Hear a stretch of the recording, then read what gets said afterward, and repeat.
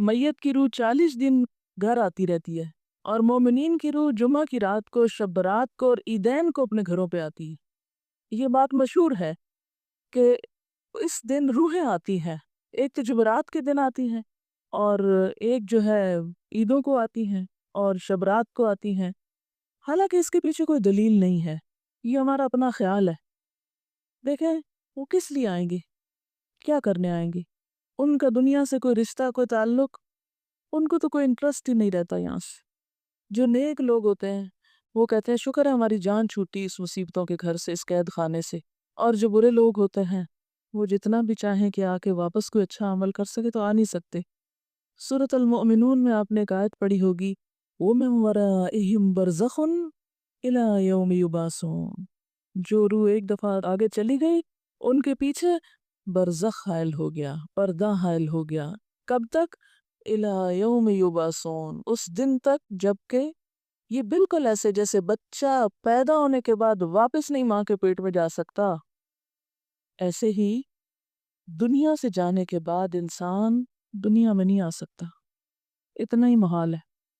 جیسے بچے کی پیدائش میں ماں کو ایک تکلیف اٹھانی پڑتی ہے نا، تو مرتے وقت جب انسان کی روح نکلتی ہے تو خود اس کو یہی کرب سے گزرنا پڑتا ہے۔ تو روح بھی آپ دیکھیں کہ بہت سے وہ لوگوں کے مرتے وقت کے حالات سنے ہوں گے، پڑھے ہوں گے۔ ایک ڈاکٹر مودی، شاید اس نے جب 120 لوگوں کے موت کے واقعات لکھے ہوئے ہیں، تو وہ تجربہ یہ بتاتے ہیں کہ جیسے ایک گیٹ کھلتا ہے اور اس میں ہم جا رہے ہیں، ٹریول کر رہے ہیں، آگے کو جا رہے ہیں، تو بات یہ ہے کہ جو آگے چلا جاتا ہے وہ میں وراءہم برزخ، پیچھے آڑ آ جاتی ہے، دروازہ بند کر دیا جاتا ہے۔ اب دنیا میں نہیں کوئی آتا، اور انہوں نے کرنے بھی کیا آنا ہے، اور کہیں سے ثابت بھی نہیں ہے قرآن سے کہ روحیں ہمارے گھروں میں واپس آ کے رہتی ہیں، ٹھیک ہے نا؟ اور آپ ذرا سوچیں تھوڑی دیر کے لیے کہ اگر آپ کو مرنے کے بعد آپ کے گھر میں بار بار آنے کی اجازت دی جائے تو آپ کا حال کیا ہوگا، بتائیے ذرا۔ آپ دیکھیں گے آپ کا سامان کسی کے پاس چلا گیا، آپ کی چیزیں کسی نے توڑ دی ہیں، آپ کی چیزیں کسی نے پھینک دی ہیں، خراب کر دی ہیں، تو آپ دیکھ دیکھ کے کیا کریں گے؟ ذرا سوچیں، اپنے آپ کے لیے سوچیں کہ آپ مرنے کے بعد پھر آئیں دنیا میں، اور عید کو بھی آتے ہیں، اور شبرات پہ بھی آتے ہیں، اور جمعرات کو بھی آتے ہیں، اور 40ویں پہ بھی آتے ہیں، تو پھر آ کے آپ کیا کرتے ہیں؟ کیا کریں گے آ کے؟ کتنی حسرتیں ہوں گی نا؟ تو کیا آپ سمجھتے ہیں کہ اللہ تعالیٰ بندوں کو اس طرح حسرتوں میں مبتلا کرتا ہے کہ واپس بھیج کے، یعنی سارے تو عید کے کپڑے پہن کے کھڑے ہوں اور ہم دور کھڑے دیکھتے رہیں ہیں کہ یہ عید منا رہے ہیں اور ان کو ہم بھول گئے ہیں، ہمیں یاد ہی نہیں کرتے اب یہ، اور پھر ہمارا دل چاہے گا کہ ہم کسی کو گلے ملیں، یہ جو آپس میں ہم ہی ملیں تو مل نہیں سکیں گے، اور پھر کسی کو دیکھ کے دل چاہے گا کہ اس سے بات کریں، بات ہی نہیں کر سکیں گے۔ تو یہ بات عقل کو بھی نہیں لگتی کہ کوئی مرنے کے بعد پھر دنیا میں آئے، اور پھر آئے بھی خاص اوکیزنز پہ جب لوگ خوشیاں منا رہے ہوں، اور آپ مر کے آ کے ان کے سر پہ دیکھ رہے ہوں حسرت سے، کس قدر افسوسناک بات ہے۔ تو اور پھر یہ تو چلو ویسے ہم سوچ رہے ہیں نا کہ اگر ہو، if it is possible تو how does it look like، لیکن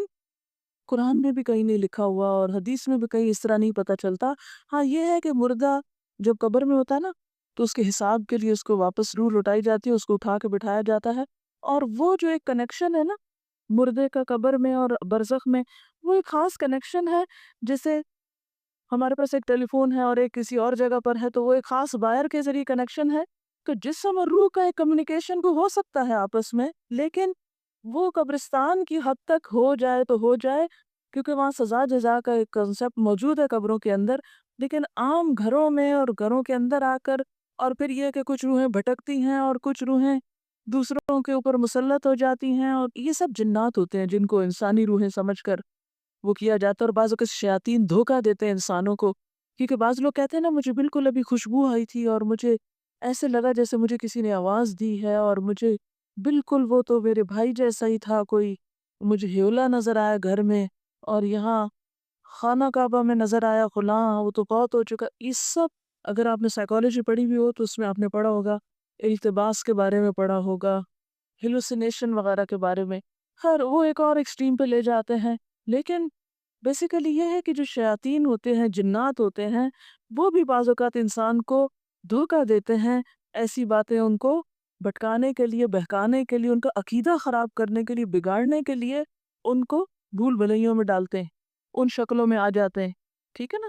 تو جو چیز قرآن سنت سے ثابت نہیں، بس اس پہ خاموشی اختیار کی جائے، نہ کہ اس کے آگے ایک نیا دین گھڑ لیا جائے اور پھر کھانے پکا لیے جائیں۔ اب دیکھیں مردہ خود تو وہ حلوہ کھا نہیں سکتا اور ہم اس کو خوش کرنے کے لیے حلوہ بنا رہے ہیں۔ اب مثلاً آپ کسی کے گھر میں جائیں اور وہ کہ ہم نے آپ کو خوش کرنے کے لیے یہ سب کچھ پکایا ہے اور کھانے نہ دیں آپ کو یا آپ کھا نہ سکیں اس کو، آپ کتنے خوش ہو کے لوٹیں گی؟ اچھا بعض لوگ ایک مغالطہ دیتے ہیں، وہ کہتے ہیں یہ جو آتا ہے نا تنزل الملائکۃ والروح فیہا باذن ربہم من کل امر سلام، کہ لیلۃ القدر میں روح اترتا ہے، تو اب آپ بتائیں کہ اس روح سے مراد کون سا ہے؟ اگر اس روح سے مراد مرے ہوئے لوگوں کی روح ہے تو پھر ان آیتوں کے بارے میں کیا کہیں گے؟ نزل بہ الروح الامین، روح سے مراد کیا ہے قرآن پاک میں؟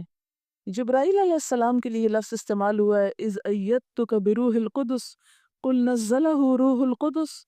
نزل بہ الروح الامین تعرج الملائکۃ والروح یوم یقوم الروح والملائکۃ صفا، اور پھر تنزل الملائکۃ والروح سورۃ القدر میں۔ تو یہ جو روح اترتی ہے اس سے مراد مردوں کی روحیں نہیں ہیں، یہ خاص روح مراد ہے اور اس سے مراد جبریل امین ہے۔ اللہ تعالی ہمیں عمل کی توفیق عطا فرمائے۔ جزاکم اللہ خیرا۔ سبحانک اللہم و بحمدک نشہد ان لا الہ الا انت نستغفرک و نتوب الیک۔